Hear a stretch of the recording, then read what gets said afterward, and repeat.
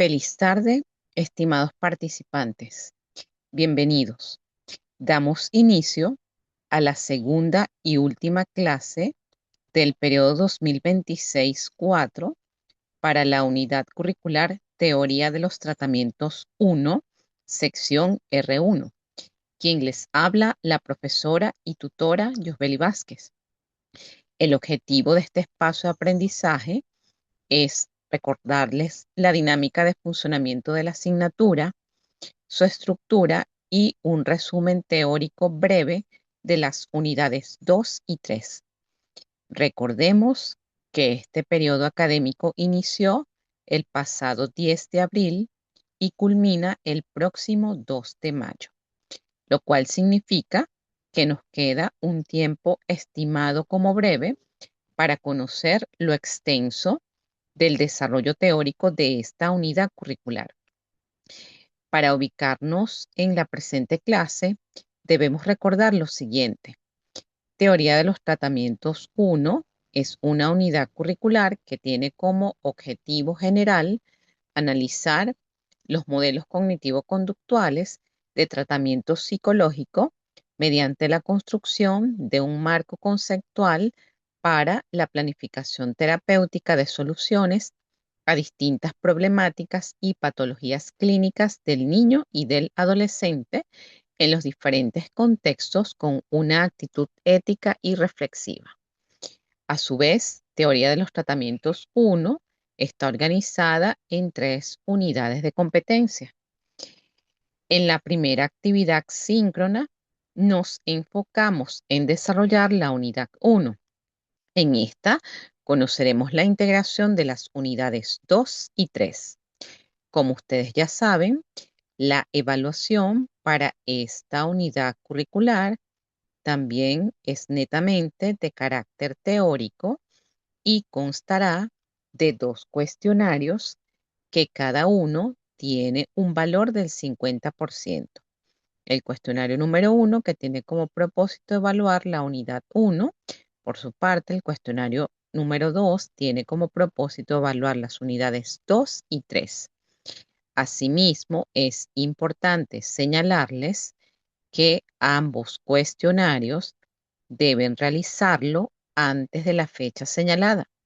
Para ello, tienen los distintos materiales disponibles en los recursos de consulta, así como el banco de preguntas y respuestas, más el material teórico que se les está suministrando a través de estas clases en vivo. Felicito a quienes ya realizaron ambos cuestionarios de manera exitosa y satisfactoria. Ahora bien, conozcamos en qué consiste teóricamente la unidad 2 y 3 para que tengan la base al momento de dar respuesta a estos 2 cuestionarios. El énfasis en esta clase será en la unidad 2, que tiene como propósito estudiar los modelos y las técnicas de abordaje cognitivo-conductual para la planificación de estrategias de tratamiento, descripción de las técnicas de exposición basadas en el condicionamiento operante y encubierto, técnicas de autocontrol, técnicas de adquisición de habilidades, técnicas de relajación y reconocer las técnicas cognitivas de reestructuración cognitiva, de afrontamiento y combinadas. Los diferentes enfoques de tratamiento que se describen deben comenzar siempre con la realización de una buena historia clínica. Seleccionar problemas específicos de tratamiento y decidir un plan de acción claro y concreto de acuerdo al enfoque teórico afín al profesional, que en este caso vamos a hacer énfasis en el enfoque cognitivo-conductual. Dependiendo de los resultados de la evaluación psicológica, se va a determinar el encuadre a utilizar con el paciente. Se plantean los objetivos terapéuticos y cuáles serían los indicadores de éxito. El encuadre tiene que ser adecuado al paciente. La terapia indicada será la que el paciente necesite, siendo el encuadre un medio para alcanzar los objetivos. Si recuerdan la sesión pasada, el encuadre va a estar enfocado con el número de sesiones que se tengan estimados para el abordaje de ese caso, la frecuencia de las sesiones, el tiempo de cada sesión, que puede ser entre 45 y 60 minutos. Si de repente hay un proceso que implica un poquito más de tiempo, puede llevarse un poquito más de una hora, pero el tiempo ideal es entre 45 y 60 minutos, de manera que en todo ese tiempo de chance de hacer el inicio de la sesión, el desarrollo y el cierre. Y también dentro del encuadre están temas estimados como los costos de la sesión, se conversa las limitaciones que puede tener, si de repente el paciente no asiste a alguna sesión, si se les cobra esa sesión o no, entre otros aspectos. Específicamente nos vamos a centrar en lo que es el abordaje cognitivo-conductual desde la psicología clínica para trabajar con niños y adolescentes.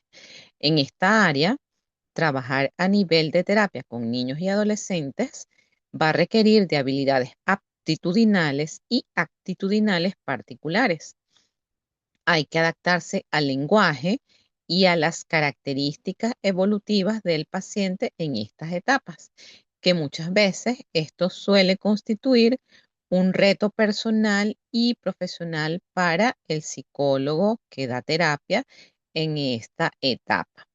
Se debe atender a la diversidad de factores entre los que se tienen que tener presente los cambios sociales, culturales, tecnológicos, el cambio de paradigma de las nuevas generaciones, el estilo de crianza educativo, el medio social donde se desenvuelva la persona, el lenguaje que están utilizando actualmente los niños y adolescentes, que está muy impregnado de lo que es la dinámica de las redes sociales.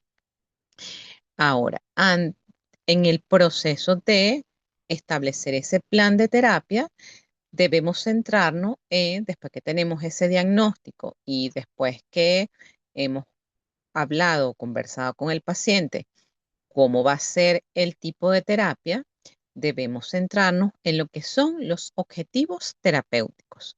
Los objetivos terapéuticos van a depender de la valoración previa que se haga del individuo, así como del marco conceptual en el que se basan las técnicas terapéuticas psicológicas utilizadas. En este caso, si hablamos del enfoque puramente cognitivo, entonces sería, o los objetivos estarían centrados en modificar y flexibilizar esquemas de pensamiento, que ahí vamos a hablar de algunas técnicas específicas.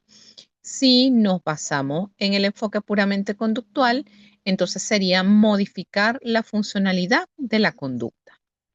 La integración de ambas es trabajar en este enfoque cognitivo-conductual, tanto la funcionalidad de la conducta como identificar, modificar y flexibilizar estos esquemas de pensamiento que están presentes en los niños y adolescentes de acuerdo al motivo de consulta. El quehacer del terapeuta parte en principio, como ya lo señalé, de la realización de un proceso psicodiagnóstico. Ese proceso psicodiagnóstico es la evaluación psicológica que realizamos con los niños y adolescentes en este caso, que va a ser el énfasis, y debo aclarar que, como estamos hablando del enfoque cognitivo-conductual, la entrevista que vamos a utilizar, si bien es cierto, nos sirve la entrevista clínica semi-estructurada, debemos incorporar elementos propiamente de la entrevista conductual, que va a tener el enfoque en lo que es la conducta problema, identificar la frecuencia en que se presenta esta conducta problema, identificar cuáles son esos factores precipitantes o que aumentan esta conducta problema, identificar cuáles han sido esos factores predisponentes, identificamos cuál es esa red de apoyo con la que contamos, si son los padres o representantes, la escuela o todas aquellas personas que tengan interacción con ese niño y adolescente. Este proceso psicodiagnóstico debe realizarse o deben utilizarse pruebas mayormente de carácter psicométrico. Es decir, por ejemplo, si nosotros estamos evaluando un trastorno por déficit de atención, entonces nosotros vamos a utilizar las pruebas tradicionales para esto. Puede ser el Bender, que tiene su corrección psicométrica, las escalas Wechsler para medir el nivel de inteligencia, todos estos test para medir el nivel de atención, el test de la percepción de las semejanzas y diferencias, las listas de chequeos de las conductas como la escala de Conner para padres y para maestros, para nosotros poder chequear y poder establecer la línea base con la cual vamos a trabajar en este plan de tratamiento. Este proceso psicodiagnóstico va a constituirse en la guía y lo ayuda a ser más preciso, discriminativo y coherente en la comprensión particular de cada uno de sus pacientes.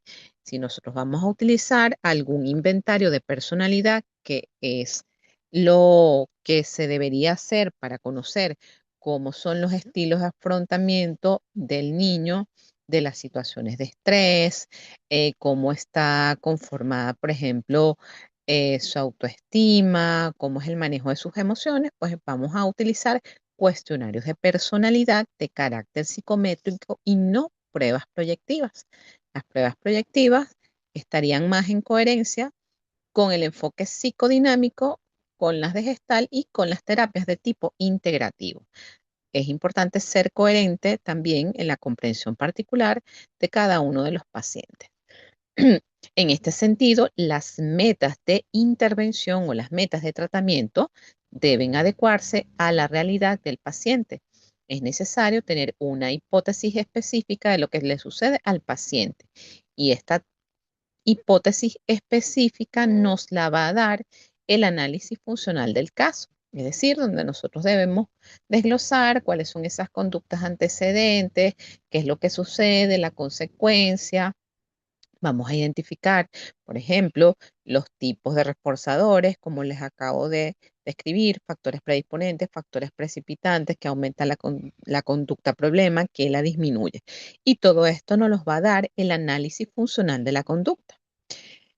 También es importante tener presente que todas las técnicas de terapia se deben adaptar al paciente y a la situación, partiendo de la afirmación de que los trastornos mentales y del comportamiento siguen siendo un motivo de consulta que se presenta con mucha frecuencia dentro de la clínica infanto-juvenil. Al respecto de Jung, en el año, en el año 2017, refiere que a nivel mundial se tiene en cuenta cada día más la importancia de la detección y prevención de las alteraciones psicológicas infantiles. Esto para facilitar el desarrollo armonioso de la personalidad desde edades muy tempranas. En este sentido, se hace imprescindible dar a conocer la intervención psicológica para estos grupos etarios desde los distintos modelos y haciendo énfasis en el conductismo y el enfoque cognitivo-conductual. Debido a la naturaleza breve de la terapia desde el enfoque cognitivo-conductual, son particularmente adecuados para ayudar a pacientes que requieran intervenciones breves por distintas razones. Y nosotros sabemos que, por ejemplo, en nuestro país podemos iniciar un proceso de evaluación y un proceso de intervención y que se suspenda fácilmente por razones de tipo económico. Además de que se considera que son los enfoques que tienen validez empírica y evidencia científica objetiva y consistente. Específicamente, vamos a hablar de lo que son los principios y las características del abordaje conductual y el abordaje de la terapia cognitiva. Cuando nosotros hablamos de las técnicas conductuales o dentro de las terapias de modificación de conducta, son un conjunto de técnicas terapéuticas que persiguen como objetivo la modificación, adquisición o pérdida de comportamientos por parte del cliente. nos permiten ensayar nuevas formas de conducta más adaptativas que se van adquiriendo a lo largo del tratamiento. Este concepto de técnicas conductuales quiere decir que existen una serie, un conjunto de técnicas terapéuticas que sirven para implantar nuevos repertorios de conducta, para reforzar conductas ya adquiridas o para extinguir o eliminar comportamientos que se consideran no adaptativos. Dentro de las técnicas conductuales o de las técnicas conductuales puras, por llamarla de una manera, tenemos la desensibilización sistemática, que esto es la exposición gradual o progresiva a ese estímulo que necesitamos trabajar utilizando también técnicas de respiración y relajación. Tenemos las técnicas de reforzamiento positivo y negativo, el castigo, que es una de las técnicas que se utilizan para eliminar, pero que esta es una técnica que es bastante controvertida, es una de las últimos recursos que deberían usarse. Están los contratos conductuales, los programas de punto o como lo van a encontrar en la literatura, economía de fichas, el control ambiental, la extinción, la sobrecorrección, el coste de respuestas, el tiempo fuera, la programación de actividades o activación conductual, los ejercicios de relajación muscular progresiva de Jacobson, pero también están otro tipo de técnicas como la de Schultz. Ahora, cuando nosotros hablamos de terapia conductual, es importante centrarnos en lo que son sus bases. La terapia conductual es una forma de terapia que se basa en los principios del conductismo. La escuela de pensamiento, conocida como conductismo, se centra en la idea de que las conductas las aprendemos de nuestro entorno. Cuando hablamos de las técnicas conductuales, ya sabemos entonces que es ese conjunto de técnicas que persiguen la modificación, adquisición o pérdida de comportamientos por parte del sujeto o individuo. Ustedes van a encontrar en los libros clásicos de terapias de modificación de conducta que se habla mucho de sujeto. Recordemos también que muchos de los elementos de la terapia conductual están basados en experimentos y dentro de estos experimentos se le llama al individuo o paciente sujeto. Las técnicas utilizadas desde la terapia conductual se basan en las teorías del condicionamiento clásico y el condicionamiento operante. La terapia conductual se basa en la acción.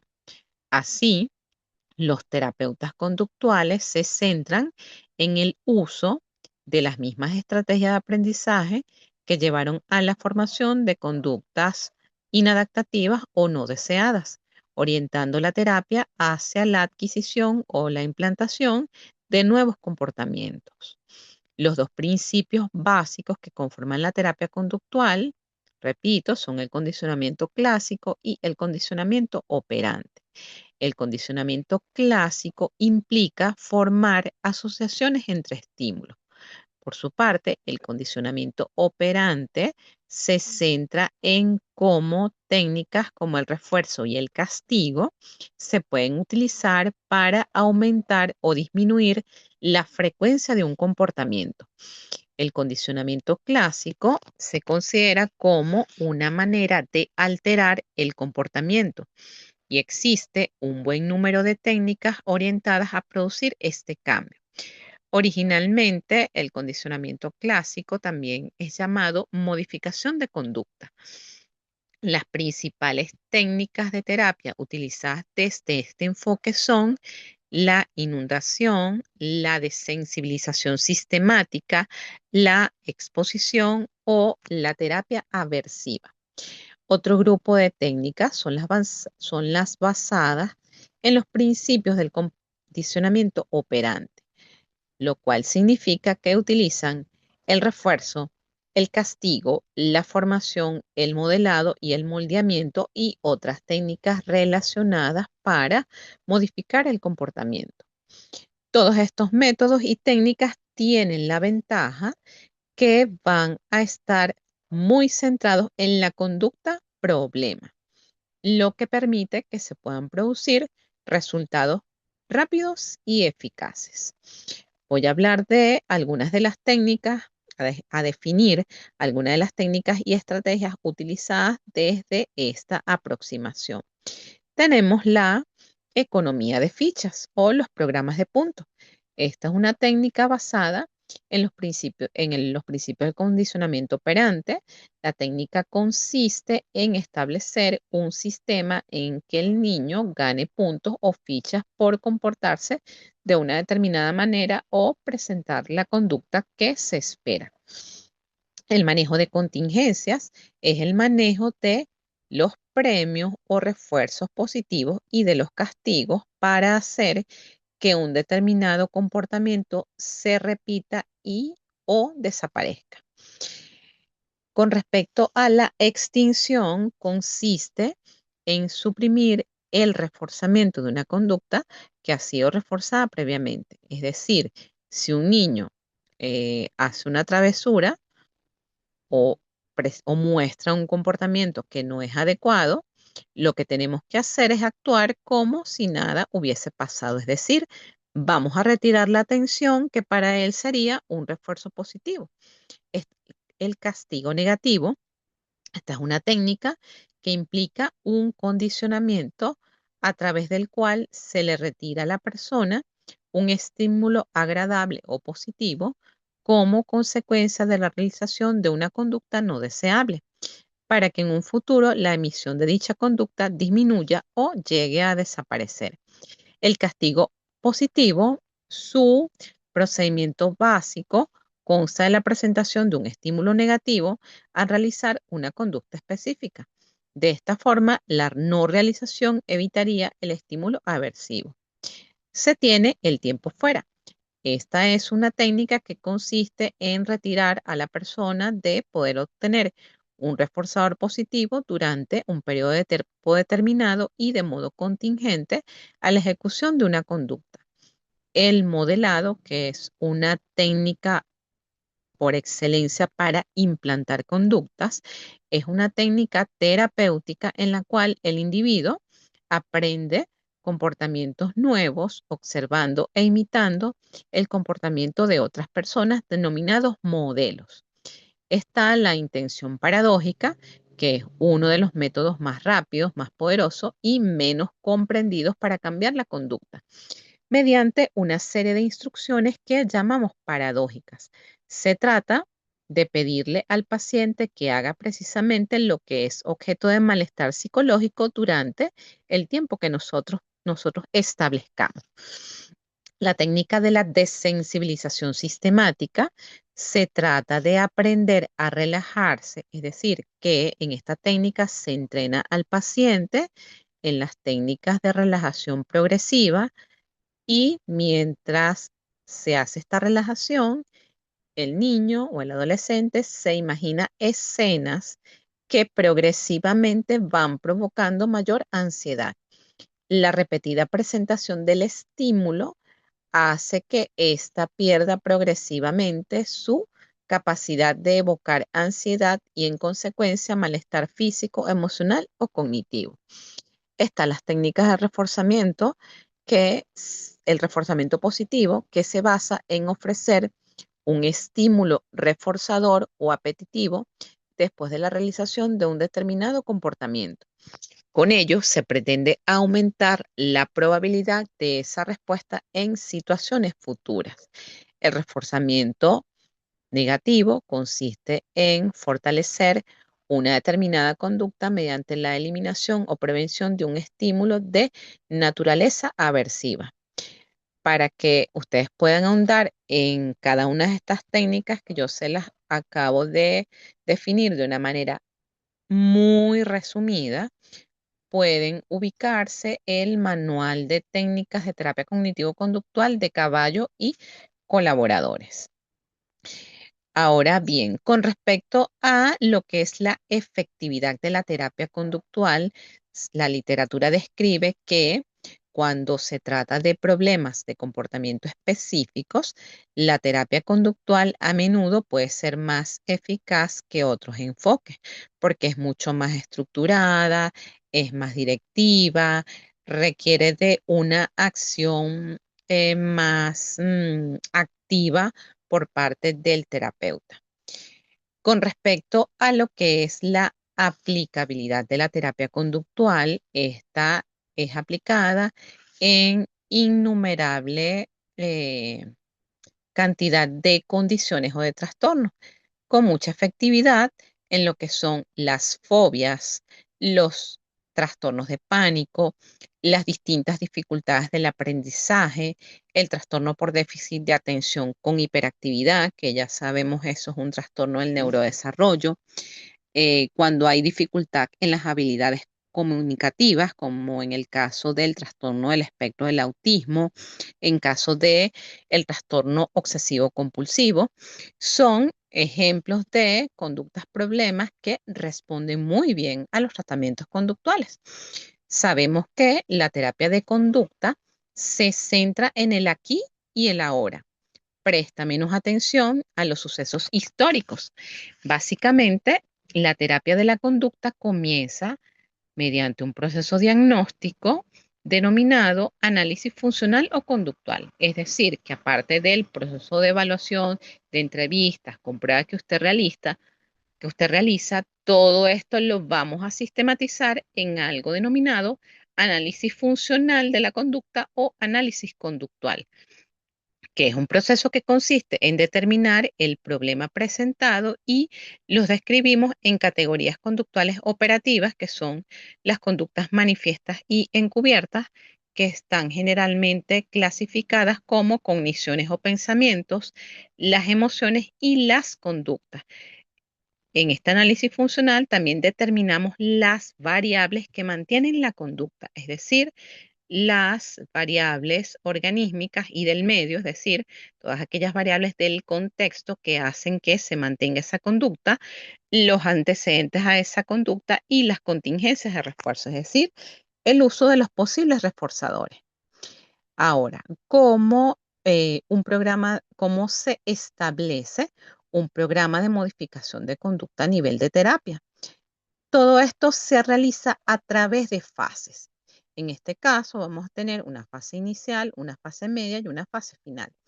En la fase inicial, se debe seleccionar la conducta que se desea modificar. La evaluación o diagnóstico conductual consiste en la determinación de la conducta objeto de estudio, sus antecedentes y sus consecuencias, utilizando usualmente algún método de registro para saber cuáles son esos elementos que están incidiendo en la conducta. Es de utilidad la observación con algún otro tipo de registro. En el caso de los niños y adolescentes, pues nosotros tenemos que valernos de los padres y representantes para poder hacer estos registros conductuales.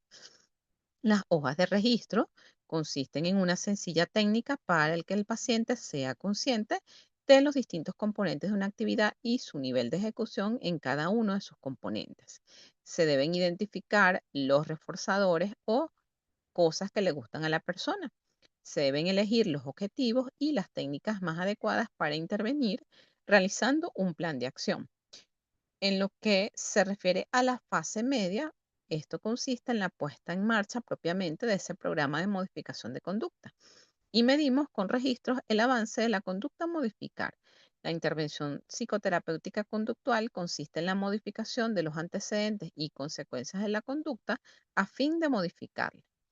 En la fase final, una vez que se haya logrado adquirir la conducta adaptativa, se evalúa periódicamente la conducta después de haber finalizado el programa de intervención. Usualmente existe una estructura tradicional para la aplicación de la terapia de modificación de conducta que, de acuerdo a el motivo de consulta, puede tener una duración estimada mínima entre 12 y 16 sesiones. Si son cuadros mucho más crónicos, vamos a decir, tenemos un caso de depresión en adolescentes, pues obviamente, y hay presencia de ideación suicida, pues obviamente 12 y 16 sesiones son muy pocos para nosotros poder hacer ese seguimiento. Entonces, este número de sesiones mínimo se alargaría. de 20 a 30 o más sesiones, incluidas las de seguimiento. Ahora, con respecto a lo que es la terapia cognitiva pura, cuando hablamos nosotros de cognitivo, esto hace referencia a todos esos procesos de pensamiento de la persona, entre los cuales se incluyen a su vez las funciones mentales de atención, aprendizaje, planificación, juicio y toma de decisiones. Por lo tanto, la terapia cognitiva es un tipo de terapia psicológica que se considera que algunos trastornos o afecciones mentales y emocionales se encuentran íntimamente vinculados con los procesos cognitivos. Por eso, aquí se hace énfasis en lo que son los pensamientos y sus características. Con respecto a lo que son los lineamientos y principios de la terapia cognitiva pura, el objetivo de la terapia cognitiva es corregir o modificar el procesamiento distorsionado de la información. Por eso aquí, dentro de esta terapia, hablamos de identificar las creencias irracionales, los pensamientos distorsionados para ayudar a los pacientes a modificar esas suposiciones que mantienen las conductas y las emociones desadaptativas. Vela, que es el autor que les señalé en la sesión pasada en su manual breve de psicoterapia preintensiva de urgencia, señala que la terapia cognitiva se basa en el modelo cognitivo de los trastornos emocionales. Este modelo de la psicopatología es el del procesamiento de la información y se basa en la afirmación de que la manera en que las personas estructuran sus experiencias juega un papel fundamental en la determinación de sus respuestas emocionales y conductuales a esos sucesos. Por otra parte, elementos interesantes, la terapia cognitiva es de carácter breve y de tiempo limitado. Es estructurada y directiva, se orienta en los problemas, se basa en un modelo educativo, por eso durante estas primeras sesiones de la terapia cognitivo e incluso después en la integración con la terapia cognitivo-conductual, la psicoeducación es un elemento central. Una relación terapéutica estable es una condición necesaria para la efectividad de la misma, ya que supone un esfuerzo de colaboración tanto entre el terapeuta como en el paciente. Esta terapia utiliza el método socrático. Las preguntas ayudan al paciente a examinar de manera objetiva y no defensiva sus suposiciones. La teoría y la técnica de la terapia cognitiva descansan en el método inductivo. La asignación y cumplimiento de tareas a la casa es un aspecto central de la terapia. Por otra parte, Belak refiere que los lineamientos básicos de la terapia cognitiva se realizan tal como los de la terapia conductual. Tienen una fase inicial, una fase media y una fase final. Durante la fase inicial, se debe familiarizar al paciente con el modelo cognitivo. En esta fase, el terapeuta tiene un rol más activo que el paciente, ya que se debe generar una lista de problemas, desarrollarla y someter esas pruebas a la conceptualización del caso. Se debe desarrollar un plan de tratamiento, enseñar al paciente a identificar esos pensamientos automáticos o distorsionados, esas creencias irracionales y producir reacciones en el paciente hacia las diversas técnicas y hacia el terapeuta. Con relación a la fase media, se deben utilizar los pensamientos automáticos para ayudar a identificar las creencias básicas del paciente, que son esas suposiciones subyacentes. Ayudar al paciente a dominar habilidades cognitivas para enfrentarse a situaciones. Es decir, que los enseñamos a generar estilos de afrontamiento mucho más adaptativos y explicando y explorando el desarrollo de las suposiciones subyacentes.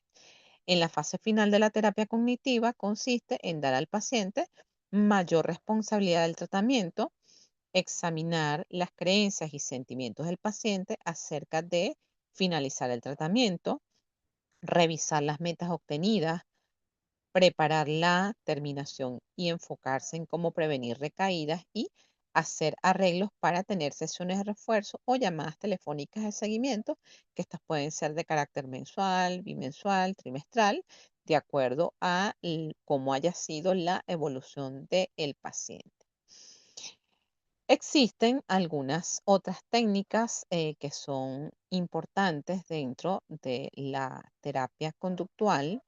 Aparte de el modelamiento, también tenemos el moldeamiento, que es una técnica que consiste en aplicar de manera selectiva y planificada el principio de reforzamiento positivo a través de las aproximaciones sucesivas. Es decir, si el individuo presenta conductas similares a las que estamos esperando, pues las vamos reforzando y de esta manera se implanta la conducta. Tenemos la técnica del autocontrol, que es una técnica en la cual el individuo se aplica sus propios reforzamientos y castigos para controlar sus comportamientos. Dentro de lo que son las técnicas cognitivas puras, estas tienen como objetivo el uso del pensamiento del cliente para la solución o mejora del problema. Se ayuda para llevar a cabo determinadas estrategias o para sustituir o reemplazar a otros pensamientos que mantengan el problema o sean partes del mismo. En estas técnicas cognitivas es muy importante tener presente que nosotros no vamos a cambiar mágicamente las distorsiones de pensamiento de los problemas y lo vamos a llevar a pensar en positivo, sino que estos pensamientos sean más realistas y adaptativos de acuerdo a su condición. Por eso, aquí vamos a utilizar la técnica de la reestructuración cognitiva, que ya se las voy a explicar. Dentro de las técnicas cognitivas también está la terapia racional emotiva conductual de Albert Ellis, o conocidas por sus siglas como TREC, que consiste en un tipo de terapia de dirección activa, filosófica y empírica que se centra en la resolución de problemas y perturbaciones emocionales y de conducta.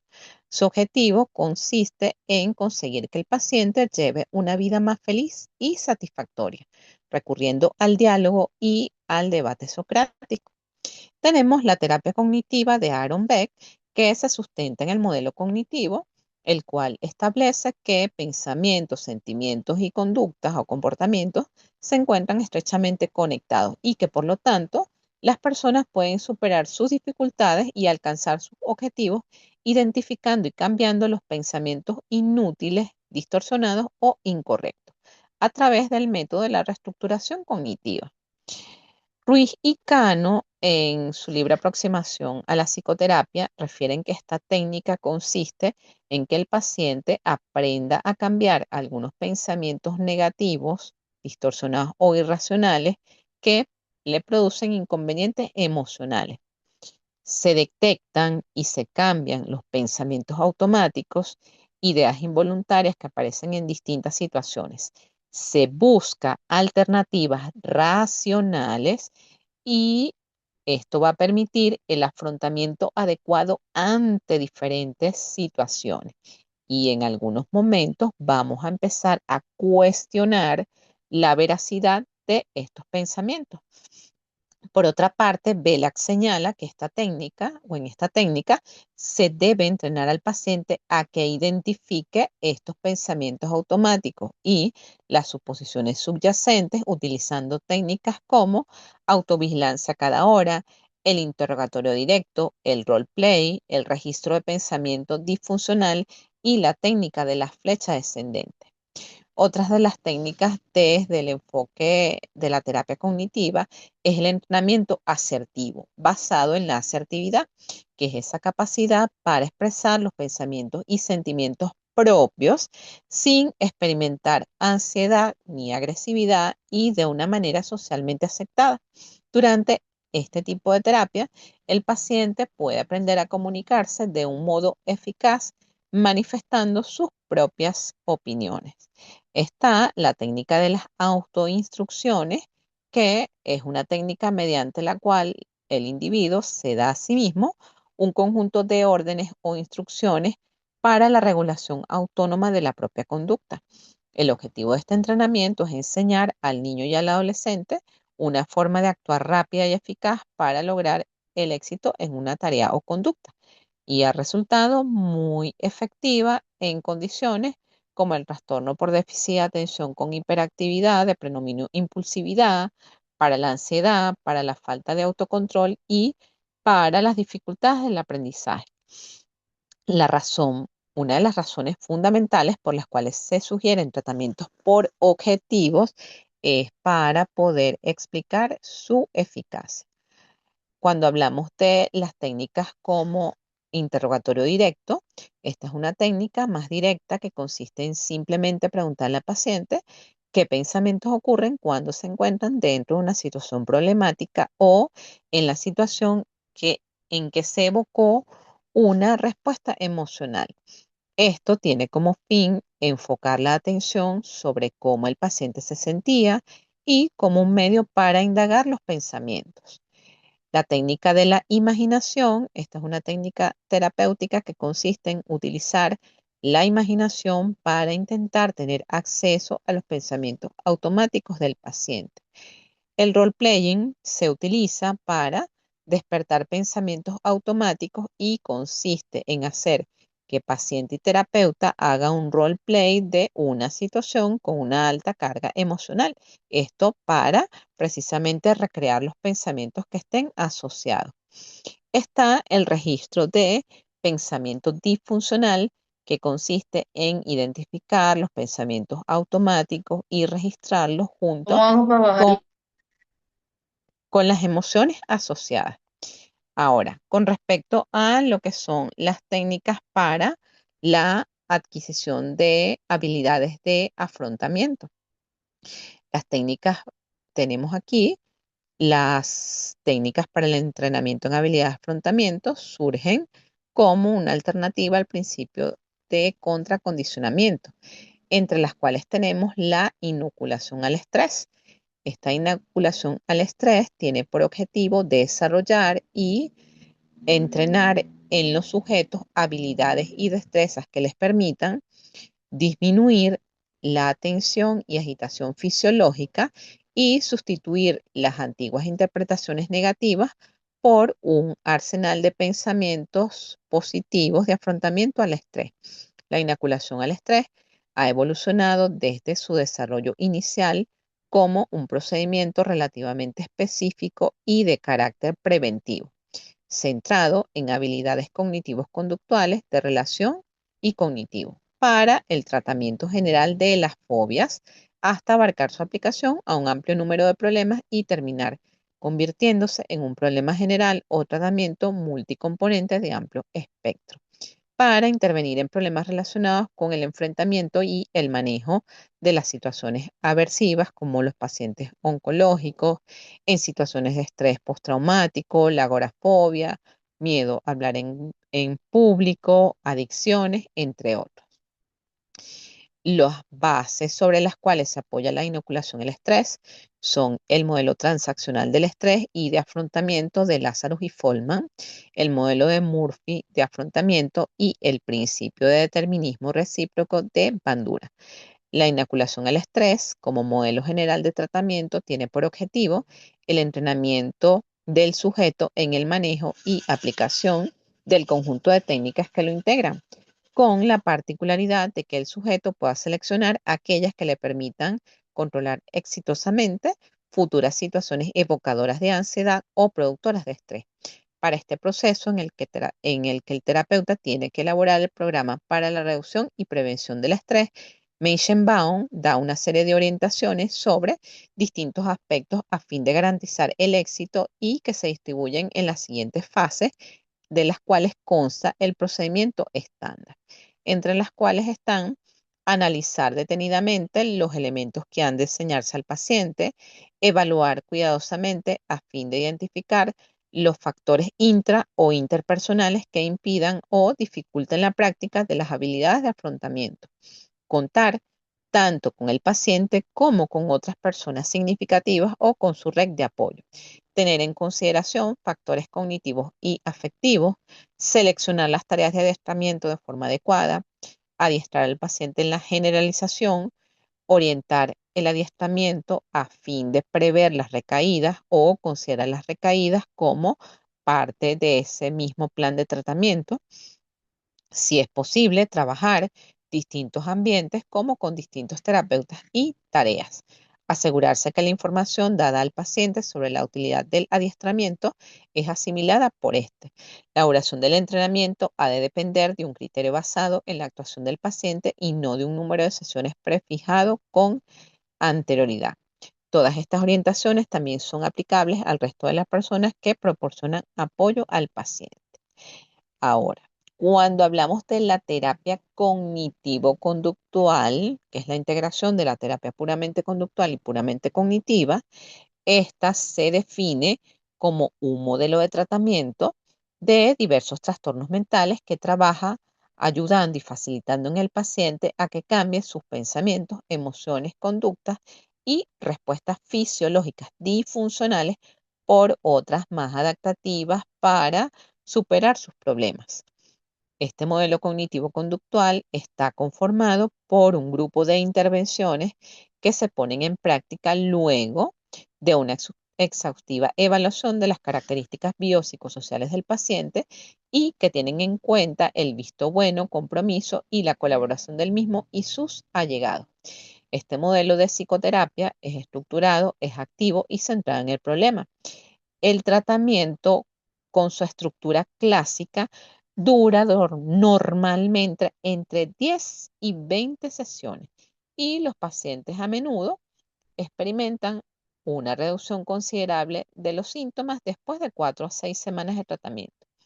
En primera instancia, se guía inicialmente a los individuos a monitorear y a reconocer los pensamientos automáticos negativos, a indagar cómo estos pensamientos dan lugar a pensamientos, conductas y sensaciones somáticas desagradables e inadecuadas.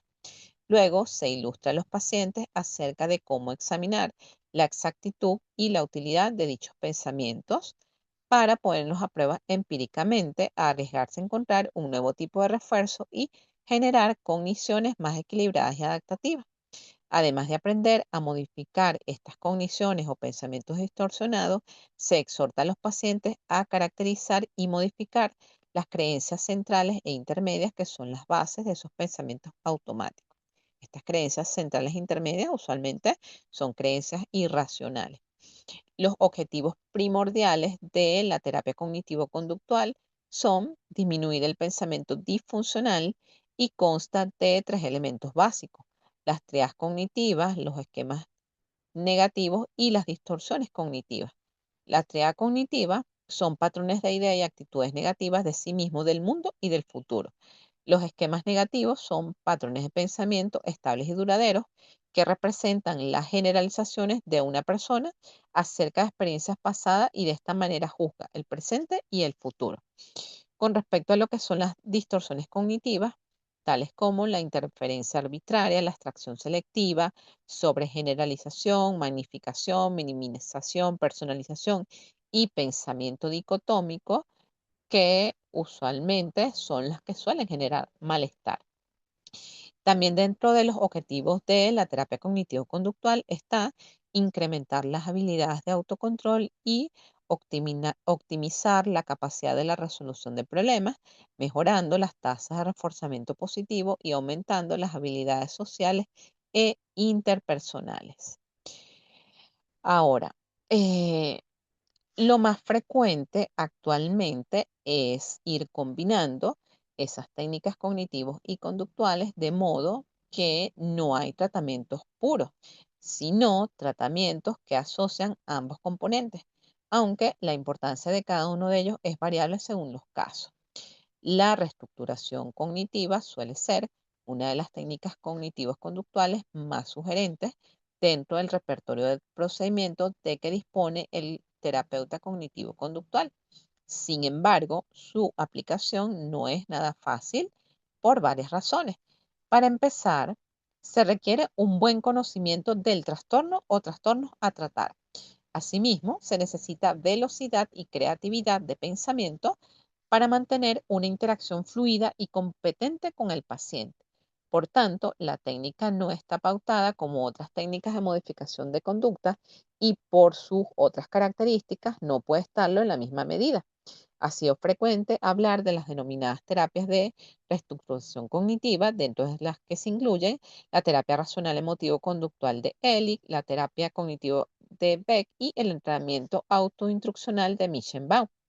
La reestructuración cognitiva, como ya lo señalé, y no me extendí en ese punto porque aquí es que vamos a profundizar, consiste en que el paciente o cliente, con la ayuda inicial del terapeuta, indique y cuestione sus pensamientos desadaptativos, de modo que queden sustituidos por otros más apropiados y se reduzca o elimine así la perturbación emocional y conductual causada por los primeros.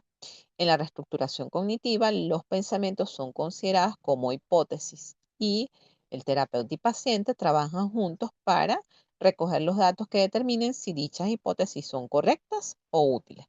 En vez de decir a los pacientes cuáles son los pensamientos alternativos válidos, el terapeuta formula una serie de preguntas y diseña experimentos conductuales para que los pacientes evalúen y sometan a prueba sus pensamientos negativos y lleguen ellos mismos a una conclusión sobre la validez o utilidad de los mismos. La reestructuración cognitiva, en combinación con otras técnicas, ha mostrado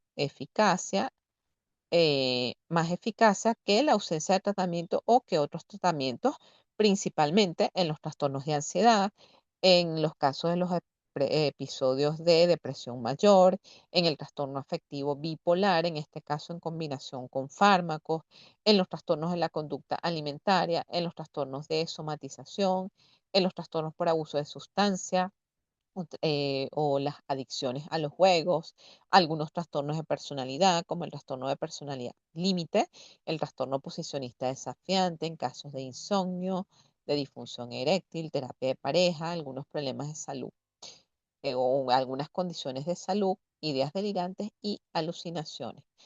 La reestructuración cognitiva se basa en ciertos presupuestos teóricos. El modo en que las personas estructuran cognitivamente sus experiencias ejerce una influencia fundamental en cómo se sienten y actúan y en las reacciones físicas que tienen. En otras palabras, nuestra reacción ante un acontecimiento depende principalmente de cómo percibimos, atendemos, valoramos e interpretamos, de las atribuciones que hacemos y de las expectativas que tenemos. Un ejemplo es, imaginemos que quedamos con una persona que nos gusta y esta persona no aparece en un tiempo de media hora. Si nuestra interpretación es que no le interesamos, nos sentiremos tristes y no volveremos a establecer contacto. Pero si pensamos que la tardanza se debe a un imprevisto o una confusión de hora, nuestra reacción emocional y conductual será muy diferente. Por otra parte, afecto, conducta y reacciones físicas se influyen recíprocamente y contribuyen a mantener las cogniciones. Se pueden identificar las cogniciones de las personas a través de métodos como la entrevista, los cuestionarios y los registros. Muchas de estas cogniciones o pensamientos son conscientes y otras preconscientes, pero la persona es capaz de conseguir acceder a la misma. Es posible modificar las cogniciones de las personas, lo cual puede ser empleado para lograr cambios terapéuticos. El modelo cognitivo en el que se basa la reestructuración cognitiva ha sido denominado modelo ABC por algunos autores como Albert Ellis. Las tres letras se refieren a lo siguiente. A se refiere a una situación, suceso o experiencia activadora de la vida real. Por ejemplo, ser criticada por una persona muy querida o fracasar en una tarea importante, tal como el tratamiento del primer paciente. B, se refiere a las cogniciones apropiadas o inapropiadas del cliente acerca de A. Estas cogniciones pueden ser conscientes o no. La palabra cogniciones puede hacer referencia tanto al contenido de la cognición como a procesos cognitivos. Entre estos últimos se incluyen la percepción, que aquí tenemos la percepción de la realidad, la atención, la memoria, que tiene que ver con la retención, la recuperación, el razonamiento de esos pensamientos y la interpretación. Los supuestos y creencias que tiene una persona facilitan la ocurrencia de ciertos sesgos, que son los sesgos cognitivos, y los errores en el procesamiento de la información, tales como la atención selectiva, atender solo a los fallos que uno comete, por ejemplo, memoria selectiva, por ejemplo, recordar solo cosas negativas, sobregeneralización, creer que tras un fracaso no se tendrá éxito con los pacientes posteriores, o un pensamiento dicotómico, pensar que la gente es buena o mala. Aparte de estos dos últimos, existen otras series de sesgos de interpretación que lo pueden profundizar en la lectura. Algunas dificultades que se han encontrado en la reestructuración cognitiva es que la persona informa de pensamientos demasiado generales que no especifican lo que teme que ocurra. El cliente teme informar de ciertos pensamientos negativos por miedo a la evaluación negativa del terapeuta. El cliente indica una probabilidad distorsionada de que ocurra una posible consecuencia temida. El cliente afirma que en alguna ocasión le ha sucedido lo que teme. El cliente informa o se muestra fácilmente de acuerdo con formas alternativas de pensar, supuestamente para complacer al terapeuta o evitar una discusión más profunda que interpreta como evaluación negativa. Estas son algunas de las particularidades que nos podemos encontrar con este, unas dificultades que nos podemos encontrar al aplicar la reestructuración cognitiva. Algunos, esta terapia cognitivo-conductual, en el caso específico de niños y adolescentes, ha resultado de efectividad en trastornos tales como ansiedad por separación, ansiedad social y trastorno de ansiedad generalizada, las fobias, los episodios depresivos, los trastornos de la conducta alimentaria, el trastorno por déficit de atención e hiperactividad, en los trastornos de conducta, en los trastornos como enuresis y encopresis. Ya para ir cerrando, actualmente podemos decir que existe una creciente demanda de lo que es la atención psicológica. Por tanto, la formación del psicólogo exige una sólida formación tanto en procesos de evaluación como de intervención desde la psicología clínica, con el objetivo de satisfacer estas demandas y dar respuestas de una manera efectiva a las necesidades en salud mental que existen en la sociedad. Así, la función del psicólogo clínico juega un papel fundamental para el logro del bienestar emocional, social y mental de los individuos.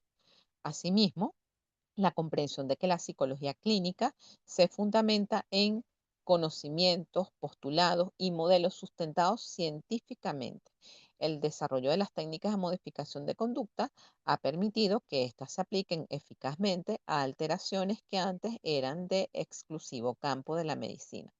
El área de acción de la psicología clínica abarca el ser humano en todo el ciclo vital, así como a la diversidad de trastornos estudiados desde la psicopatología, entre los que se cuentan los trastornos afectivos, emocionales y del comportamiento, los trastornos adictivos, los trastornos de personalidad, los problemas físicos, estrés, entre una serie de trastornos que se encuentran debidamente descritos en los manuales diagnósticos CIE-11 y DCM-5 DCM-5 revisado.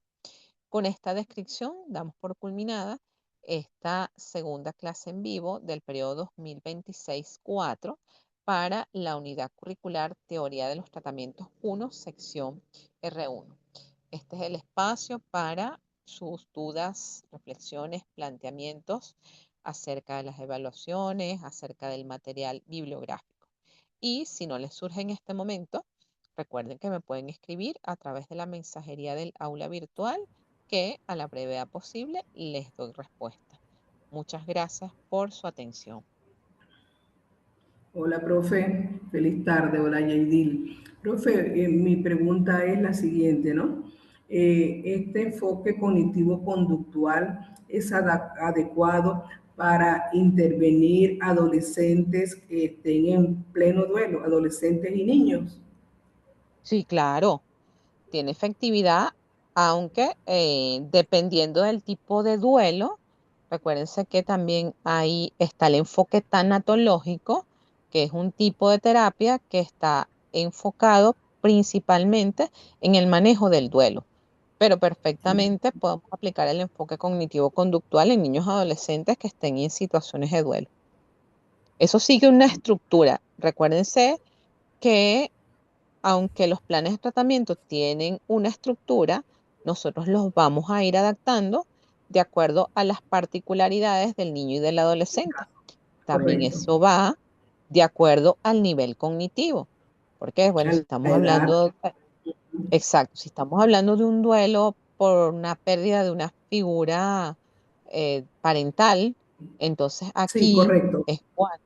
es cuando el psicólogo además hay momentos en que no podemos hacer la intervención tan directa, como en los casos de duelo, a menos que sea un duelo complicado, entonces necesitamos hacer la interconsulta con psiquiatría, quien va a determinar, de acuerdo al nivel de afectación emocional del niño o del adolescente, si Ujú. requiere algún tipo de tratamiento farmacológico como un antidepresivo, un ansiolítico y ya una vez que el paciente esté estabilizado emocionalmente con esta contención farmacológica, es que nosotros vamos a hacer la intervención como tal, que muchas veces intervenciones en momentos inapropiados puede hacer más daño que bien.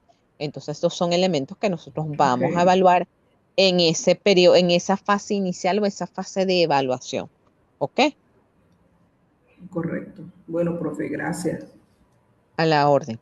¿Alguna otra duda, comentario, inquietud?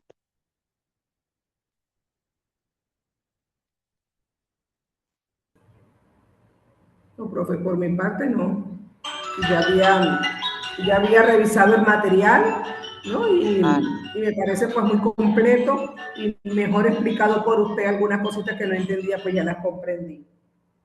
chévere. Sí, ese material, claro, en el caso de los clásicos de las terapias de modificación de conducta, muchas veces tienen una terminología un poco, vamos a decir, que es un lenguaje de traducción, entonces a veces es complicado de entender a las primeras. Pero bueno, y Exacto. esos materiales son larguísimos. Me gusta mucho ese material que les mencioné de cabello, que es de las terapias cognitivo-conductual. Sí, Existen el muchos manual otros. es largo, es bastante extenso, Es pero muy, bastante, muy, muy digerible. pero muy bueno, muy bueno. Sí, sí, sí, sí. Me gustó mucho. Qué bueno. Y también les dejé, como les había dicho en la sesión pasada, el manual de psicoterapia breve intensivo de urgencia, que también me parece que eso es así como un recurso de consulta que uno debe tener, bueno, para acordarme. Y tiene elementos significativos para el abordaje no solamente cognitivo-conductual, sino si quieren ahondar, por ejemplo, la parte psicodinámica, que tiene algunos elementos interesantes. Ok, ok. No, ese no me ha dado tiempo todavía a revisarlo. El manual sí, el otro, espectacular. Muy bien. Qué chévere. Bueno, gracias. A la orden. La otra persona que está en sala, si no tiene dudas, entonces damos por concluida esta segunda clase en vivo. Para mí fue un gusto acompañarles como tutora en este corto periodo. Cualquier cosa, ya saben que pueden comunicarse conmigo a través de la mensajería del aula virtual. Y la grabación de esta sesión va a quedar disponible en el foro de anuncios una vez que se termine la grabación. Entonces, bueno, damos por culminada esta segunda clase. Que tengan feliz tarde. Muchas gracias por su participación y por su puntualidad. Gracias a usted. Bueno, feliz noche, JD.